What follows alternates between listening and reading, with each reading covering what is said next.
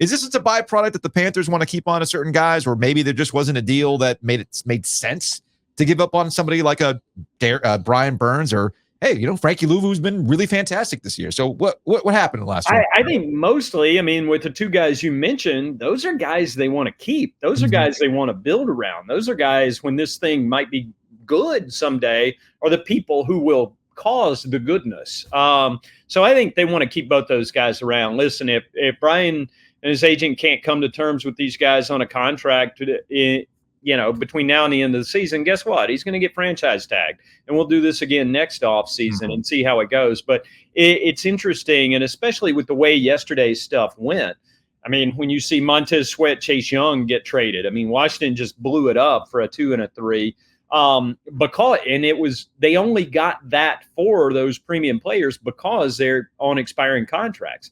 Burns on an expiring contract. There's a lot of pass rushers out there who are going to be in that market this offseason. So it'll be interesting to see how, whether, and which one of them get paid. But Brian's a guy they want to keep. There's no doubt about that. Frankie's definitely a guy they want to keep. Frankie's becoming kind of the Thomas Davis of this place all of a sudden. He's one of those personality, soul of the building kind of guys because he's just 100 miles an hour. He puts himself in peril. He's out there in a red jersey at practice, not because he's hurt and they have to be hands off with him. They put that jersey on him as a reminder to Frankie, okay, don't run into people at the same speed you normally do. It's for your own good. So he's the first guy I've ever known in the NFL to be given a red jersey for self-preservation rather than other awareness. All right. This is a positive thing, Frankie Luvu, but I have a question for you, and I think you probably know the source of my being disgruntled. What is up with Miles Sanders? Like what? Yeah, he's never been healthy. Is it he's not playing behind the Eagles' offensive line? Like I can't be any more disappointed in Miles Sanders than I am. I would say that's fair, and I think that's pervasive throughout the community, including people who share this fine building with me today. So he, one of the things I think went on this offseason, and if you're looking for a global explanation to a particular problem, they threw a whole bunch of new together in the same place. And it wasn't cohesive new. It wasn't new that it always worked together. The easy thing for a coach to do, and I'm not saying anyone's name in particular, but the easy thing to do is to hire all your buddies and bring people you've known forever into this place. Frank Reich deliberately avoided that. He deliberately hired people he had not worked with, and he calls it diversity of thought. And that's a good thing in theory. In practice, when you try to put that together, you get people a little sideways where everybody's not speaking the same language. It's a little Tower of Babel around here for the first couple of weeks of the year because they're all trying to learn each other. And I think Miles is one of the symptoms of that because the stuff he's good at isn't necessarily a match for the stuff Austin Corbett and Bradley Bozeman and Taylor Moton and Ike Ekwonu are good at. So I think there's still a little bit of feeling out process amongst these guys. Listen, Miles is too talented just to roll out to the curb. And I think that's one of Thomas Brown's jobs here in the short term is figure out how to take the stuff he's good at and sprinkle some of that in with the stuff everybody else is good at. I should say I not only say that as somebody who obviously drafted Miles Sanders, to be clear. Yeah, same. I'm guilty. I should say that I was also someone who thought a lot of the moves that the Panthers made this offseason made sense. Correct. It's just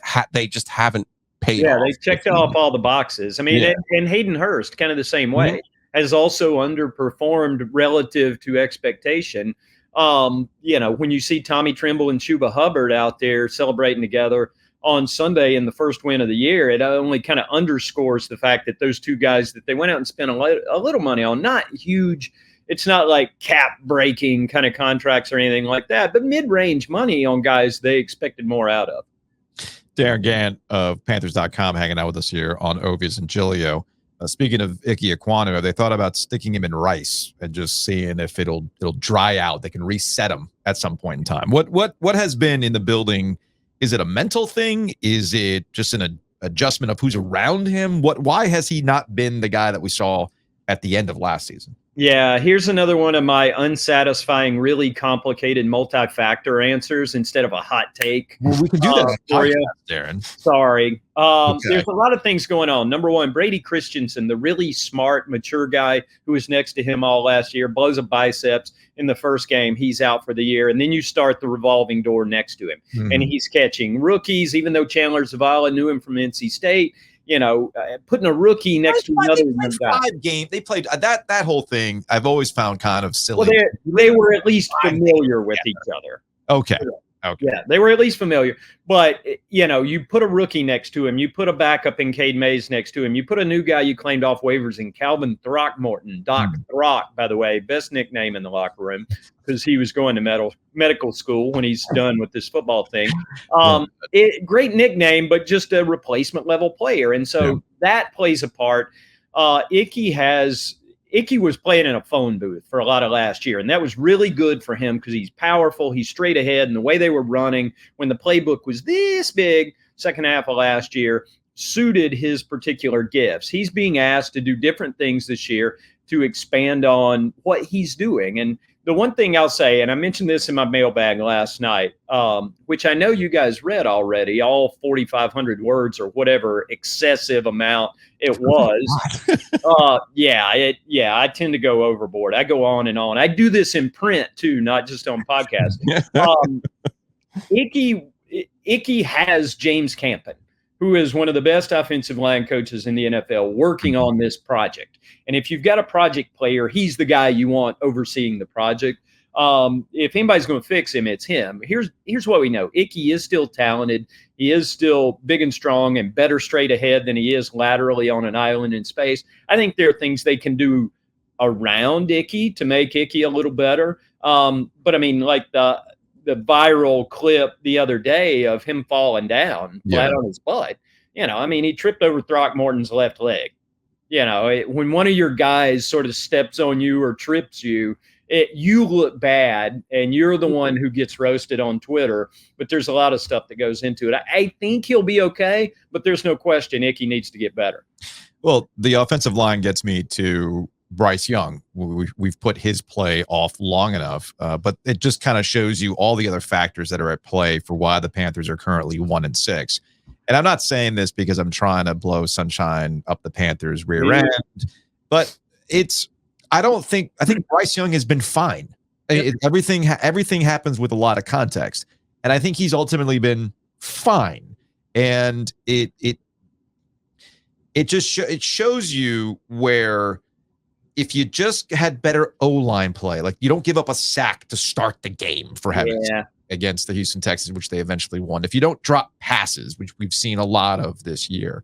I just feel that we might be talking about Bryce a little bit differently. That goes beyond just being 1-6. I mean, I think that assessment's fair for the way Bryce Young's been playing so far. Yeah, I think it is. Bryce has been fine. We've kind of joked. I think some of the people I work with and we've sort of joked for his entire time here.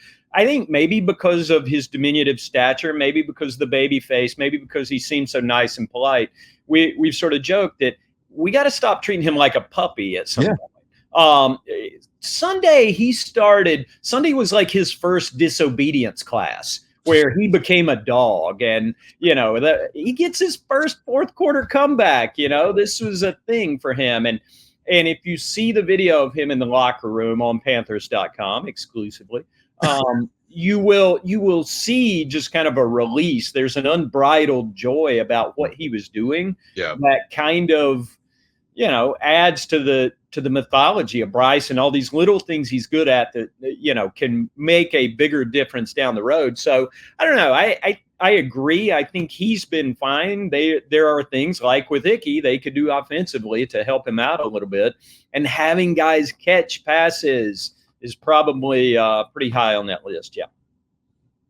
Where do we don't get the drama this week, Darren, of seeing Anthony Richardson play against Bryce Young.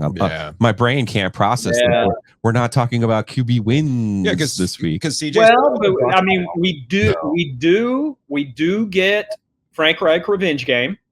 So True. we do have that to work with, so that's something. But yeah, Richardson was an interesting case. And I mean, of all the quarterback stuff, last week was heavy. Did they take the right quarterback? CJ Stroud's playing so well. To me, if they were going to take a different quarterback in this draft, Richardson was really intriguing to me because you've built this galaxy brain staff of quarterback whisperers, including Jim Caldwell, who I just think is a great guy to have hanging around in the halls in a nebulously defined job.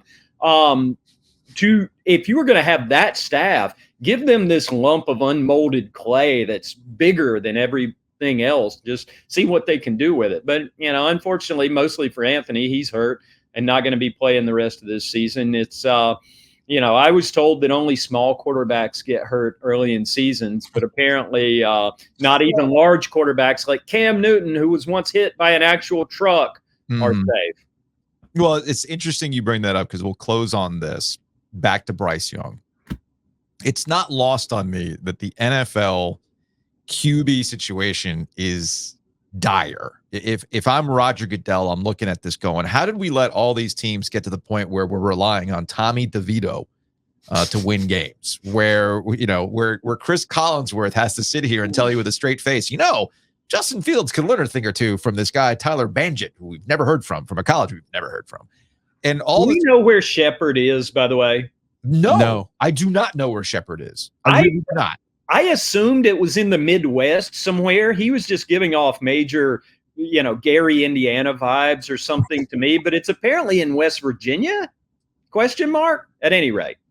So yes, West Virginia. Okay. All right. So this gets us back to Bryce Young. For all the concern of his stature, it's going to sound silly. I mean, he knows how to take a hit. He bounces right back up, and maybe all those things were overblown when we look across the league and who's playing and who's not. Yeah, he's a tough kid. There's no doubt about that. And it's, one of the things the NFL doesn't necessarily like to talk about is that a lot of who wins each year is based on luck and injuries. And, are you the team that didn't get a bunch of guys hurt early in the season? The Panthers are on the wrong side of that right now. When you come out of the first 2 weeks without a starting left guard, your starting right guard's still on PUP, Shaq's out, JC's out. I mean, that stuff started to cascade, and it's a big part of the reason they started 0-6. But, yeah, Bryce is, for a gentleman of less stature, he is a toughish guy. I mean, he pops up. Now, he still doesn't know how to slide. It's not like he's out here on Tuesday going to Myers Park High School baseball field and working on his hook slide with Josh McCown or anything. But that's not really, I don't know that he was a baseball guy growing up necessarily. Maybe Jansen and Greg Olson can take him out with their 10U team and teach him one weekend. Given how they spot the ball from where you start your slide, I don't want my quarterback sliding. Maybe not. I mean, honestly, and I thought that was pretty egregious, which I also mentioned in that excessively long mailbag, which Giglio is going to read as soon as he finishes recording today. They didn't necessarily protect him as officials the other day. When John Hussey says, he gave up his protection when he slid too late, the first thing that rolled through my head was Ed Hockley allegedly telling Cam Newton, you're not old enough to get that call. And in the case of Bryce Young, you look at him and you might think he's actually literally not old enough because he's got that baby face. See, that's what I'm saying. You're treating him like a puppy. Yeah, that's true. He's grown up. He's an adult. Wait, just for Darren.